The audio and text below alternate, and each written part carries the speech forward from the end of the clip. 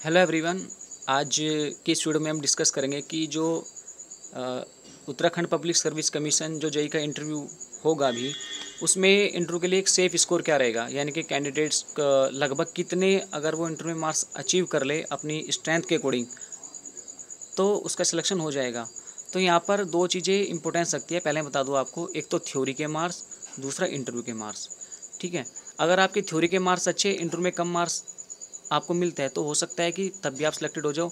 और अगर आपकी थ्योरी में कुछ कम मार्क्स है और इंटरव्यू में आप अच्छे मार्क्स प्राप्त कर लो तब भी आपको सिलेक्शन मिल जाए।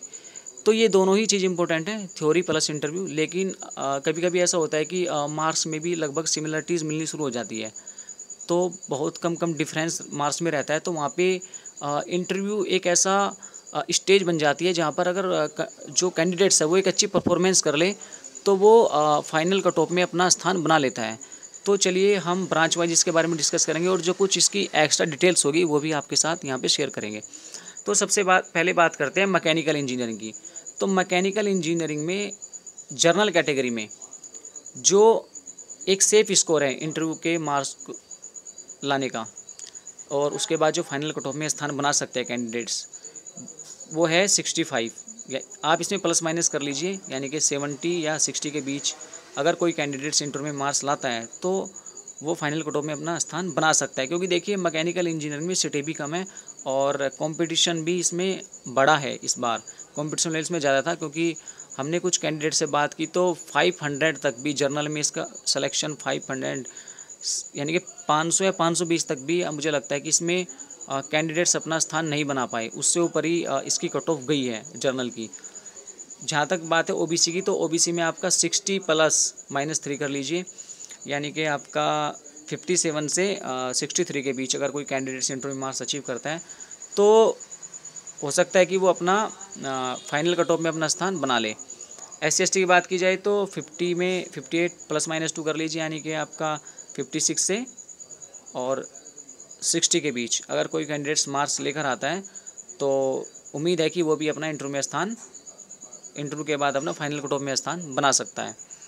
क्योंकि देखिए इस बार मुझे लगा है कि थोड़ा कंपटीशन ज़्यादा था। अभी एक एनालिसिस जो हमने देखा अपना उस जो इंटरव्यू का अभी रिजल्ट आया है और मैकेनिकल इंजीनियरिंग में जो हमने देखा, तो उसमें हमने एक एनालिसिस किया कि हाँ इस बार कंपटीशन लेवल बड़ा है 2013 के मुकाबले कुछ रहा है। हालांकि 2013 में भी काफ़ी कैंडिडेट्स ने थ्योरी में भी अच्छे मार्क्स प्राप्त किए थे और इंटरव्यू में भी अच्छे मार्क्स प्राप्त किए थे।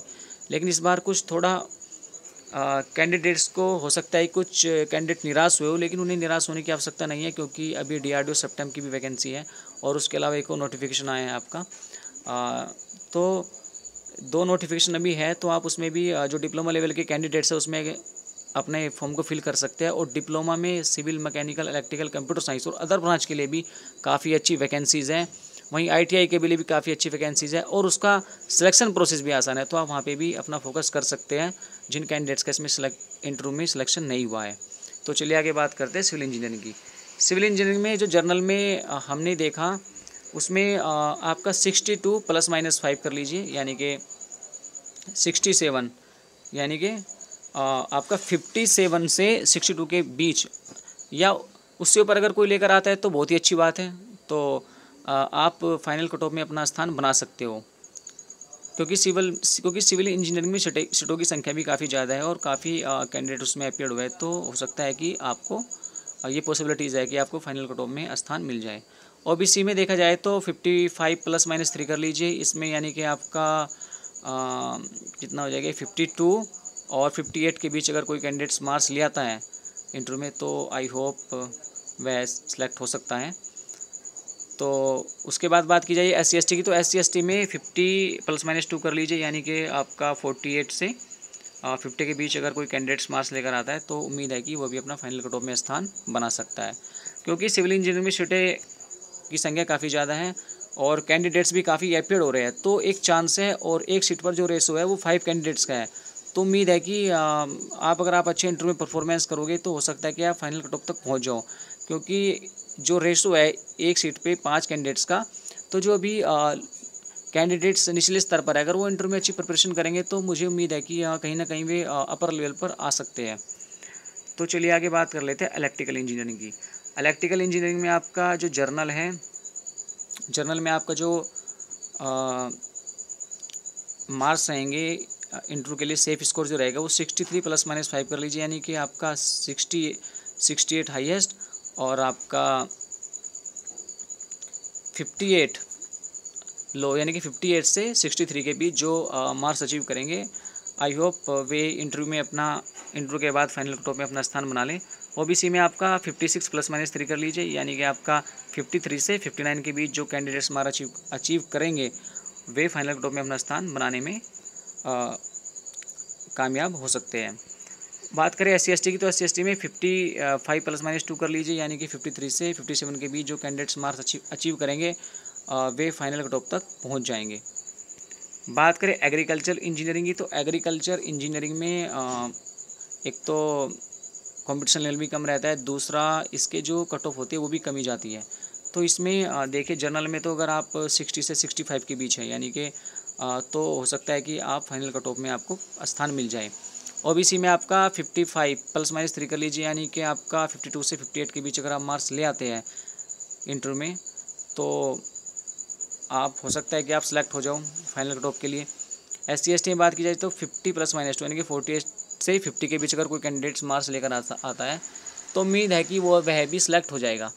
तो ये जो कट ऑफ है ये फाइनल ये जो एक्सपेक्टेड डेटा है इंटरव्यू प्रिपरेशन के लिए कि एक सेफ स्कोर क्या रहेगा इंटरव्यू को लेकर, तो उम्मीद है कि इस रेंज में कैंडिडेट्स कहीं ना कहीं अपना स्थान फाइनल कट ऑफ में बना लेंगे। क्योंकि हम देखिए मैं आपको यहाँ पे एक बात बता दूँ कि जो एग्रीकल्चर में जनरल कैटेगरी, यानी कि जिसमें हमने रेंज बताई है 60 ±5, यानी कि 55 से 65 के बीच। देखिए यहाँ पे थ्योरी के मार्क्स भी आपके इंपॉर्टेंस रखते हैं, हालांकि भले ही एग्रीकल्चर की कट ऑफ कम जाए लेकिन थ्योरीज़ के मार्क्स की भी वैल्यू है, और अगर आप इंटरव्यू में अच्छी परफॉर्मेंस कर सकते हैं तो फिर तो आपकी वैल्यू और भी बढ़ जाती है।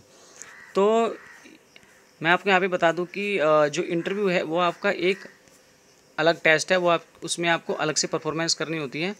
तो आप इंटरव्यू में जितनी अच्छी परफॉर्मेंस करेंगे तो आप इंटरव्यू में उतने ही अच्छे मार्क्स गेन करेंगे। देखिए इस बार अगर इंटरव्यू में कोई 70 मार्क्स लेकर आता है तो समझिए अपने आप में एक बहुत बड़ी बात है, क्योंकि पिछली बार जो 2013 में जो इंटरव्यू के टॉपर्स बने थे उनमें मैक्सिमम मार्क्स 75 थे, और किसी इंटरव्यू के टोटल मार्क्स का अगर कोई 70% अचीव कर ले तो समझिए अपने आप में एक बहुत बड़ी बात है। और 75 मार्क्स अगर कोई लेकर आ जाए इस बार इंटरव्यू में तो मुझे लगता है कि वो टॉपर बन सकता है, टॉपर बन ही जाएगा इंटरव्यू में।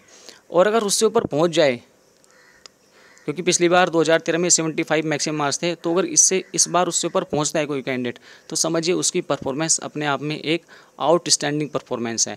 और किसी भी इंटरव्यू में 80 मार्क्स तक पहुंचना, आप ये समझ लीजिए कि एक ये बहुत ही अच्छा उसकी परफॉर्मेंस को शो करता है। तो मुझे लगता है कि आप अगर अपनी प्रिपरेशन पर इंटरव्यू को लेकर पूरी तरीके से फोकस करते हैं तो डेफिनेटली आप इंटरव्यू में अच्छी परफॉर्मेंस करेंगे। तो आज की स्टूडियो में बस इतना ही, तब तक के लिए wish you all the best, thank you.